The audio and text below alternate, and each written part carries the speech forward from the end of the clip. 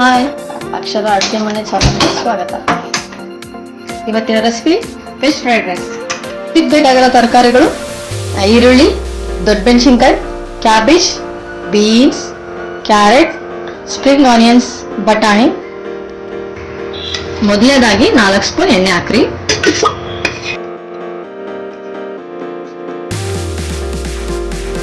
ಬೆಳ್ಳುಳ್ಳಿ ಒಂದೆರಡು, ಈರುಳ್ಳಿ 2 ದೊಡ್ಡ ಈರುಳ್ಳಿ, ಚೆನ್ನಾಗಿ ಫ್ರೈ ಆಗಲಿ.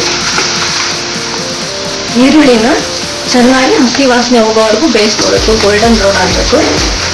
ಆಮೇಲೆ ರುಚಿನೂ ಚೆನ್ನಾಗಿ ಬರುತ್ತೆ. ನೋಡಿ, ಇದರಲ್ಲಿ 2 ಮೆಣಸಿನ್ಕಾಯಿ ಹಾಕಿದ್ದೀನಿ. ನಿಮಗೆ ಖಾರ ತಕೊಂಡು ನೀವು ಮೆಣಸಿನ್ಕಾಯಿನ ಹೆಚ್ಚಾಗಿ ಮಾಡ್ಕೊಳ್ಳಿ, ಕಡಿಮೆ ಮಾಡ್ಕೊಳ್ಳಿ. ಈಗ ಒಂದೊಂದಾಗಿ ತರಕಾರಿಗಳನ್ನ ಹಾಕ್ಕೋಬೇಕು. ಕ್ಯಾರೆಟ್ ಒಂದು 4-5 ಬೀನ್ಸ್ ತೊಗೊಂಡಿದ್ದೀನಿ.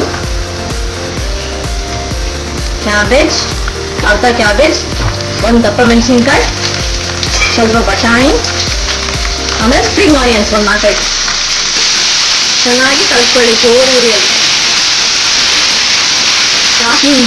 ಜಾಸ್ತಿ ಬೇಯಿಸೋದೇನು ಸ್ವಲ್ಪ ಬೆಂದರೆ ಸಾಕು. ರುಚಿ ತಕ್ಕಷ್ಟು ಉಪ್ಪು ಹಾಕಿ, ಅರ್ಧ ಚಮಚ ಗರಂ ಮಸಾಲ.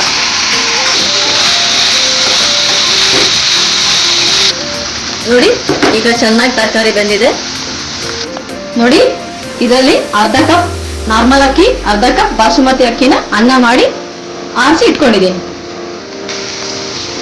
ಇದಕ್ಕೆ ಅನ್ನನ ಹಾಕೋಬೇಕು.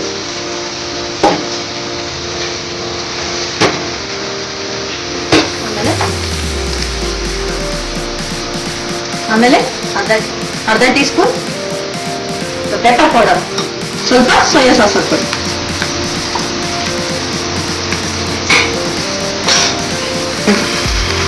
ಚೆನ್ನಾಗಿ ಮಿಕ್ಸ್ ಮಾಡ್ಕೊಳ್ಳಿ.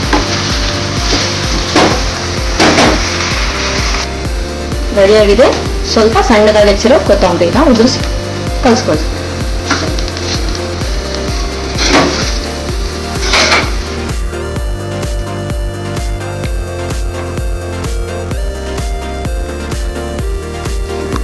ವೆಜ್ ಫ್ರೈಡ್ ರೈಸ್ ಈಗ ಸವಿಯಲು ಸಿದ್ಧ.